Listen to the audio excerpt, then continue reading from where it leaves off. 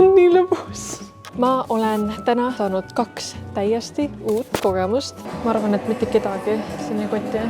Kas sa päriselt oskad joonistada või ei? She's cute. I don't really want to hang out this weekend. I just want to craft. But every weekend people are like, what are you doing this weekend? I'm like, I don't know. I was hoping to sew and knit. Käsitöö moes. DIY kultuur õitseb. Su vanaema hobid varastatud noorema generatsiooni poolt ja me ei kavatse neid tagasi anda. Olen jõudnud siis siia. Miks ma paanika hoogan, et ma jõuan? Ma olen leidnud oma päris kutsumuse.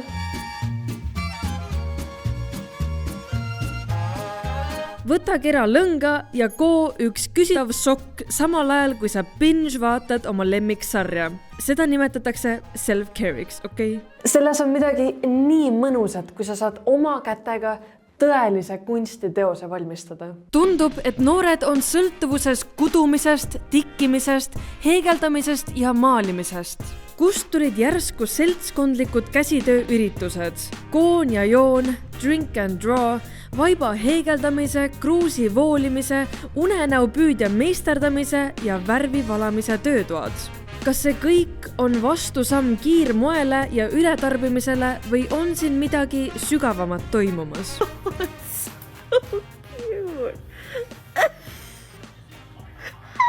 Kas ma saaks osta endale 10 eurist mütsi? Jaa. Aga kas see ei oleks lahedam, kui ma saaks 3 kuud vaeva näha, et kududa endale müts, mis mulle isegi lõpuks pähe ei mahu? Absoluutselt. Mõned ütlevad, et see käsitööarmastus on pandeemia tagajärg. Teate küll, 2020 oli kõigil vaja endale leida hobi, mis ei sisaldanud eksistentsiaalset kriisi. On this episode of We're All Quarantine, so why don't we craft? I'm going to show you how to make a little stuffed animal creature out of a glove. It is so cute and simple. Teised arvavad, et see on erinevate esteetikate popiks muutumise pärast.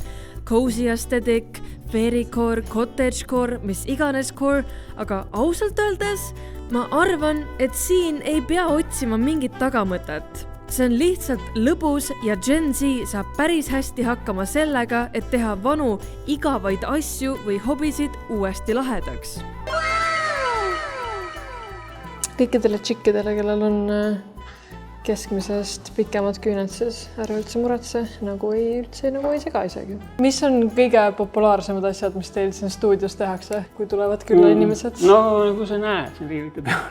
Lapsed panevad midagi hullu, jõuavad igasugused monstri, ma ei tea, igasugused asjad. Põhiliselt ikkagi nagu tassid ja taldrikud, aga selles mõttes on lahe, et ei ole lihtsalt ainult, vaata, et päris palju tehakse, et ongi sinna juurde igasugused asju, nagu detaile, mida nad, et see ongi selle savi tegemise mõnu, et sa ei tee lihtsalt asju, et sa teed oma mingid detailidega neid, et anname siin suht vabad käed, et tegelikult saate kõike teha, mis siin nagu, lihtsalt suuname ja tuleme ideega ja siis. Kas sa olete märganud, et viimasel ajal on popimaks saanud käsitöö kui eales varem? Jaa, et mingi endal küllatuseks on see, et mingi Liinava ringi vaatasin, et stuudioid on hästi palju tekkinud, siis inimesed postitavad oma tehtud asjadest, aga nüüd on jah see mingi uus laine sellel teemal. Tõepoolest, ainuüksi Tallinnas on vähemalt 20 eri keraamikakoda ja terves Eestis 10 ja 10 täiskasvanutele mõeldud saviringe. Ma olen leidnud oma päris kutsumuse.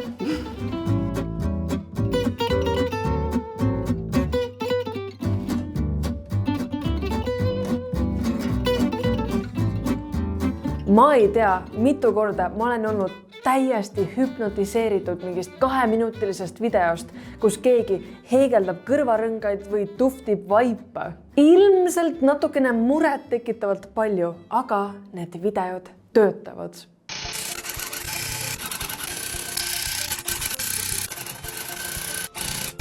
Me näeme seda, me tahame ka seda teha ja järsku oleme pannud mitusada euri mingi uue hobi alla ja me lubasime, et seekord me ei unusta seda 2 nädala pärast ära.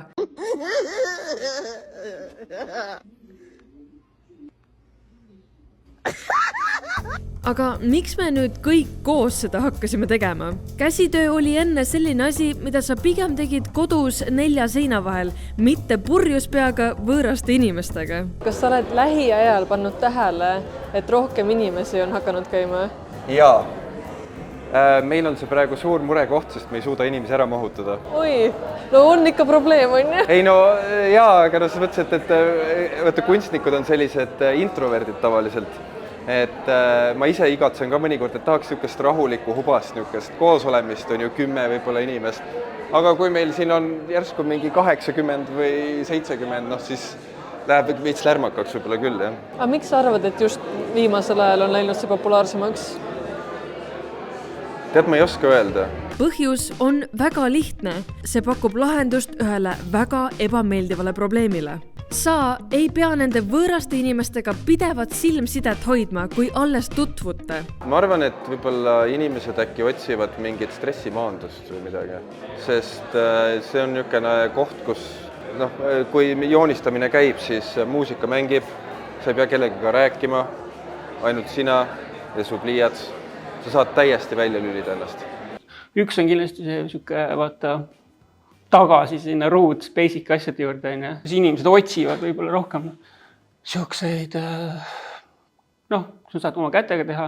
Samuti on see, et kõik on juba kodud ära nagu kaunistanud, disaininud, et siis jõutakse lõpuks nendest maalidest ja nendest asjade juurde sinnamaani, et okei, nüüd hakkame oma mingid nagu nõusi tegema. Naprill! Napid hinnad nutiseadmetele Telias. Tehisintellekti toega ja võimsa kaameraga Xiaomi nutitelefon, suure ekraani ja õhukese disainiga Apple'i nutikell ja kontrollitud aastase garantiiga uus kasutatud HP sülearvuti. Vaata lähemalt Telia e-poest. Telia. Väga hirmus, ma arvan, et ma teen väga valesti seda. Ma arvan, et tegelikult see nagu võiks teha seda, mida sa nagu parasjagu tahad, mitte iga kord hakata uuesti joonistama, kui ta poosi muudab, aga I'm a people pleaser. Aga siin ma olen, mina ja veel 79 inimest, kes kõik on tulnud kolmapäeva õhtul üheskoos modelli joonistama. Ja see pole siin mingi ühekordne happening. Neid õhtuid toimub mitu korda nädalas. Ma mõtlesin, et sellest saab olema väga piinlik kogemus, sellepärast, et ma ei ole üliammu joonistanud ja isegi kui ma joonistasin, siis ma kunagi ei joonistanud inimesi, aga she's cute. Ja ma arvan, et mitte kedagi siin ei koti, kas sa päriselt oskad joonistada või ei. Mingid 2 tüdrukut, kes ära läksid, joonistasid mingi kassi oma sinna lehe peale, nagu üldse mitte modelle, nagu lihtsalt põhjus toast välja saada ja joonistada. Vahet ole, mis sa sinna joonistad, üli tore. Kas sa soovitad teistele ka? Absoluutselt, aga ma soovitan, palun ostke pilet ette ära, sest pole võimalik, et mu ukse pealt saame sisse mahutada kedagi. Ära kõutada, las ta nagu on ja ta ei pea kinni olema. Kui me midagi sellest videost õppisime, siis see on see, et te peaksite kõik kiiremas korras siia tulema, just ma ei mäleta, millal mul viimati nii lõbus oli nagu. Ma olen täna selle lühikese aja sees saanud 2 täiesti uut kogemust. See on vist üks kõige normaalsemaid ja lahedamaid trende, mis praegu sotsiaalmeedias liigub. See ei ole hirmus. Sa võid siia tulla üksinda, mitte kedagi ei koti. Kõik teevad oma asja, vahet ole, kas sa teed seda savi või sa kood või sa joonistad. Lihtsalt siuke asi, et sa pead nagu välja tulema, proovima ja aru saama, et it's all good. Ja see on lihtsalt good, it's great. Tšau siis!